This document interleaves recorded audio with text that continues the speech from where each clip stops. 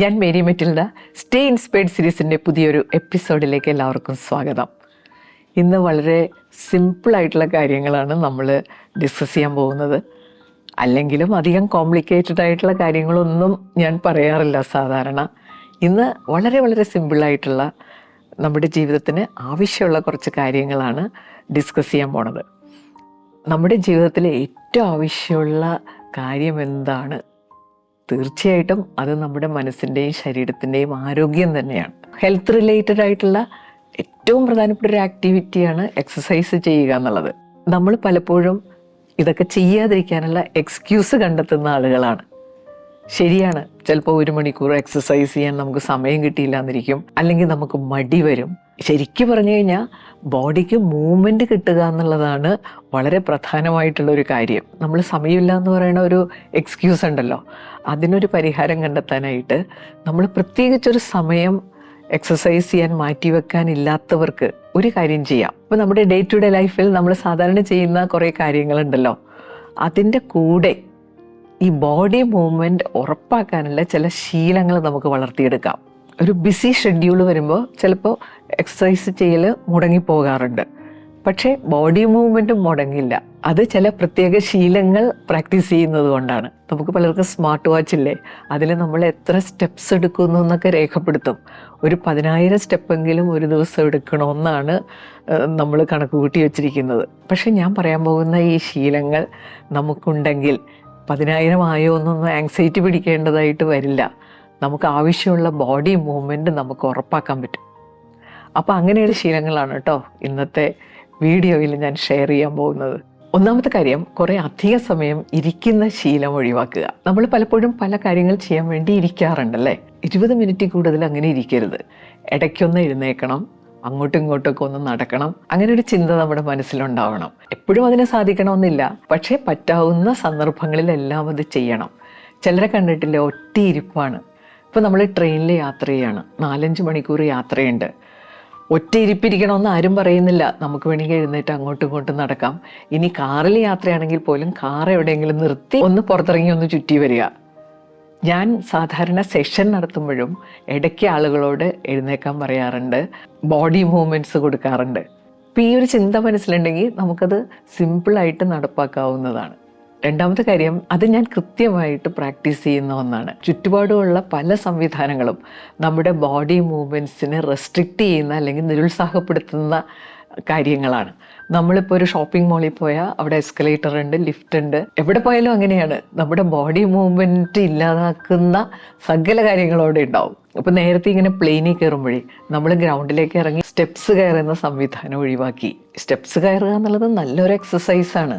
ലിഫ്റ്റിൽ കയറിയാലോ, വെറുതെ നിന്നാൽ മതി, നമ്മൾ മുകളിലെത്തും. എസ്കലേറ്ററിൽ കയറി നിന്നാൽ മതി.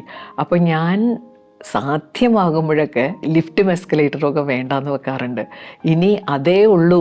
ഇപ്പോൾ വന്ന് സ്റ്റെയർ കേസുകളൊക്കെ അപ്രത്യക്ഷമായിട്ട് തുടങ്ങി.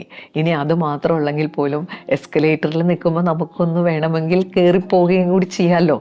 അപ്പോൾ നമുക്ക് കുറച്ചും കൂടി സ്പീഡിൽ സ്ഥലത്തെത്താനും പറ്റും. ആ ഒരു ചിന്ത മനസ്സിലുണ്ടായാൽ മതി. എൻ്റെ ബോഡി മൂവ്മെൻറ്റ് വളരെ പ്രധാനപ്പെട്ടതാണ്. കഴിയുന്നത്ര ഇങ്ങനെയുള്ള സംവിധാനങ്ങൾ ഉപയോഗിക്കാതിരിക്കുക. ഇനി ഉപയോഗിക്കുകയാണെങ്കിൽ തന്നെയും ബോഡി മൂവ്മെൻറ്റ് ഉറപ്പാക്കുന്ന രീതിയിൽ ഉപയോഗിക്കാൻ സാധ്യതയുണ്ടോ എന്ന് ചിന്തിക്കുക. ഇനി മൂന്നാമത്തെ കാര്യം, നമ്മുടെ വീടുകളിലൊക്കെ സാധാരണ 2 നിലയുണ്ടാവും. ഒരു ഗ്രൗണ്ട് ഫ്ലോറും ഫസ്റ്റ് ഫ്ലോറും. ഈ ബെഡ്റൂമും നമ്മൾ പേഴ്സണലായിട്ട് ഉപയോഗിക്കുന്ന സ്പേസും എല്ലാം എൻ്റെ വീട്ടിൽ ഫസ്റ്റ് ഫ്ലോറിലാണ്. അതിൻ്റെ ഗുണം എന്താണെന്ന് വെച്ചാൽ 10-25 പ്രാവശ്യമെങ്കിലും നമ്മൾ അങ്ങോട്ടും ഇങ്ങോട്ടും കയറി ഇറങ്ങും. ഓവർ സ്ട്രെയിൻ ആകരുതെന്ന് മാത്രം. വലിയ കുന്നും മലയും കയറണ പോലെയുള്ള കാര്യമല്ലല്ലോ. ഈ സ്റ്റെപ്സ് അങ്ങോട്ടും ഇങ്ങോട്ടും ഒക്കെ കയറി ഇറങ്ങി കഴിയുമ്പോൾ നമ്മുടെ ബോഡി മൂവ്മെൻറ്റ്സ് വലിയൊരു പരിധി വരെ ഉറപ്പാക്കാൻ പറ്റും. ചിലരെങ്കിലും എന്നോട് പറയാറുണ്ട്, ഞങ്ങൾ പിന്നെ അപ്സ്റ്റേഴ്സിലേക്ക് കയറാറേ ഇല്ല. കയറണം. വലിയ ആരോഗ്യ പ്രശ്നമൊന്നും ഇല്ലെങ്കിൽ കയറിക്കൊണ്ടിരിക്കുക. അപ്പോൾ എത്ര പ്രായമായാലും നമുക്ക് കയറിക്കൊണ്ടിരിക്കാൻ പറ്റും. അപ്പോൾ നമ്മൾ സാധാരണ ചെയ്യുന്ന കാര്യങ്ങളുടെ കൂടെ ഈ ബോഡി മൂവ്മെൻറ്റും കൂടി നമ്മൾ ഉറപ്പാക്കി. ഇനി നാലാമത്തെ കാര്യം, കാറിൽ യാത്ര ചെയ്യുന്ന ആളുകളുണ്ട്. ചിലർക്കൊരു ശീലമുണ്ട്, അവരെവിടെയാണ് പോകുന്നതെന്ന് വെച്ചാൽ അതിൻ്റെ അറ്റം വരെ പോയി, പിന്നെ ഒരു സ്റ്റെപ്പ് എടുത്തു കഴിഞ്ഞാൽ നമ്മുടെ ലക്ഷ്യസ്ഥാനത്തെത്തി. അവിടെ ഞാൻ ചെയ്യാറുള്ളൊരു കാര്യം, എനിക്ക് ഡ്രൈവിങ്ങിൽ അത്ര എക്സ്പെർട്ടൈസ് ഇല്ലാത്തത് ഒരു കാരണമാകാം. ഞാൻ പാർക്ക് ചെയ്യാനായിട്ട് കുറച്ച് സ്ഥലങ്ങളൊക്കെ കണ്ടെത്തിയിട്ടുണ്ട് കേട്ടോ. അപ്പോൾ അവിടെ പാർക്ക് ചെയ്തിട്ട് നടക്കും, പോകാനുള്ള സ്ഥലത്തേക്ക് നടക്കും. അപ്പോൾ എനിക്ക് ഒരുപാട് സന്തോഷം തോന്നും. കാരണം ഇങ്ങനെ ഒരു ചിന്ത എൻ്റെ മനസ്സിലുള്ളത് കൊണ്ട് എൻ്റെ ബോഡി മൂവ്മെൻറ്റ് വളരെ പ്രധാനപ്പെട്ടതാണ്. അപ്പോൾ അതിന് കിട്ടുന്ന ഓരോ അവസരവും എനിക്ക് വളരെയധികം സന്തോഷം തരാറുണ്ട്. ഞാൻ ചില സ്ഥലത്ത് ഗസ്റ്റായിട്ടൊക്കെ ചെല്ലുമ്പോൾ ചിലപ്പോൾ ദൂരെ കാറ് പാർക്ക് ചെയ്യേണ്ടതായിട്ട് വരും. അപ്പോൾ നടക്കുമ്പോൾ സംഘാടകർക്ക് വലിയ വിഷമമാണ്. അയ്യോ ടീച്ചറെ കുറേ നടക്കണമല്ലോ. അങ്ങനെ വിഷമമൊന്നും വിചാരിക്കേണ്ട കാര്യമില്ല. ഒരാൾക്ക് നടക്കാനുള്ള അവസരം കൊടുക്കുക എന്നുള്ളത് നല്ലൊരു കാര്യം തന്നെയാണ്. നടക്കുമ്പോഴും നമുക്ക് ആ ചിന്ത വേണം. മറ്റുള്ളവർ ഇത് ഓർക്കാതെ നമ്മുടെ ബോഡി മൂവ്മെൻറ്റിനെ അവരും തടസ്സപ്പെടുത്തും. കഴിഞ്ഞ ദിവസം ഞാൻ മെട്രോയിൽ ഇങ്ങനെ ഇറങ്ങി സ്റ്റെയർ കേസ് ഇറങ്ങാൻ തുടങ്ങിയപ്പോൾ ഒരാൾ ഓടി വന്നു, അയ്യോ ഇവിടെ ലിഫ്റ്റ് ഉണ്ട്, ലിഫ്റ്റിൽ കയറിപ്പോവും. അയാൾ എന്നെ ഒരുപാട് നിർബന്ധിച്ചു ലിഫ്റ്റിൽ കയറാൻ. പിന്നെ ഞാൻ അയാൾ ഇത്രയും പറഞ്ഞതല്ലേ എന്ന് വിചാരിച്ച് കയറി. ഇങ്ങനെയാണ് നമ്മുടെ പല കാര്യങ്ങളും. 5ാമത്തെ കാര്യം, നമുക്ക് പറ്റുമെങ്കിൽ പബ്ലിക് ട്രാൻസ്പോർട്ടേഷൻ ഉപയോഗിക്കുക. അത് നമ്മുടെ ബോഡി മൂവ്മെൻറ്റിനെ സപ്പോർട്ട് ചെയ്യുന്ന കാര്യമാണ്. നമ്മൾ നടന്ന് ബസ് സ്റ്റോപ്പിൽ ചെന്ന് ബസ് കയറി പോവില്ലേ, അപ്പോഴൊക്കെ നമ്മുടെ ബോഡിക്ക് ആവശ്യത്തിന് മൂവ്മെൻറ്റ് കിട്ടുന്നുണ്ട്. നമ്മളങ്ങനെ കയറാതേക്ക് ഇരുന്ന് കഴിഞ്ഞാൽ പിന്നെ നമുക്ക് കാല് പൊക്കി വെക്കാനൊക്കെ ബുദ്ധിമുട്ടായി തുടങ്ങും. പണ്ടുള്ളവർ എത്ര പ്രായമായാലും, പണ്ട് യൂറോപ്യൻ ക്ലോസറ്റ് ഒന്നും ഇല്ലല്ലോ, ഇന്ത്യൻ ക്ലോസറ്റിലൊക്കെ സുഖസുന്ദരമായിട്ടിരിക്കുമായിരുന്നു. പക്ഷെ നമുക്ക് പല ബോഡി മൂവ്മെൻറ്റ്സും ഇന്ന് സാധിക്കാതെ വരുന്നതിൻ്റെ കാരണം അതിനെ റെസ്ട്രിക്റ്റ് ചെയ്യുന്ന സംവിധാനങ്ങൾ ഉള്ളത് കൊണ്ടാണ്. അതിൽ നമ്മൾ വീണു പോകരുത്.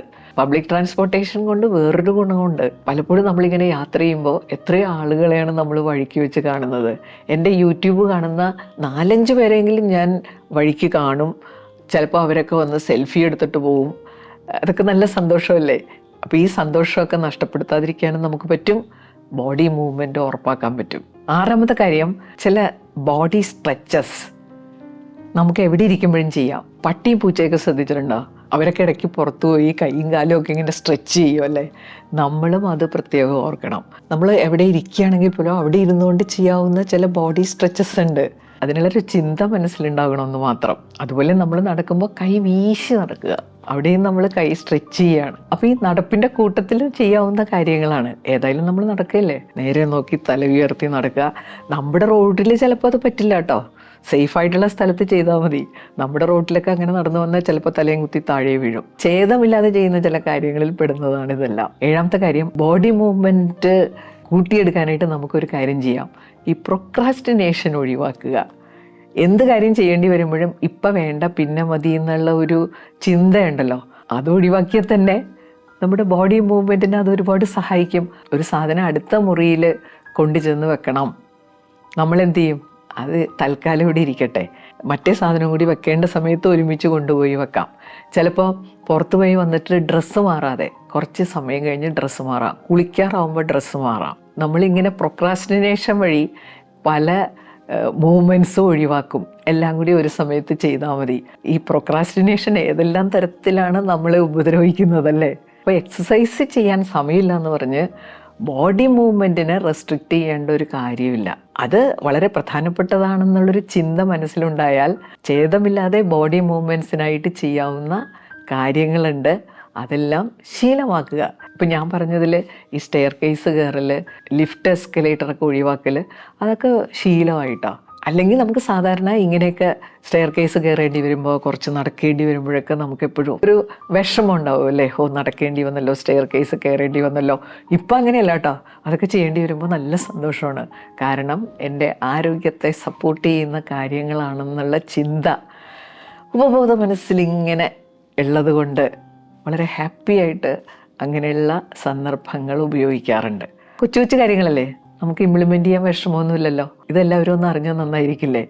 അതുകൊണ്ട് പറ്റുമെങ്കിൽ ഒന്ന് ഷെയർ ചെയ്യുക. നിങ്ങൾക്ക് ഇങ്ങനെ ചില മൈക്രോ ഹാബിറ്റ്സ് ഉണ്ടാകാം, അപ്പോൾ അത് കമൻറ്റ് ബോക്സിൽ ഷെയർ ചെയ്യുക. അടുത്ത ആഴ്ച പുതിയൊരു വീഡിയോയുമായിട്ട് നമുക്ക് വീണ്ടും കാണാം. Thank you.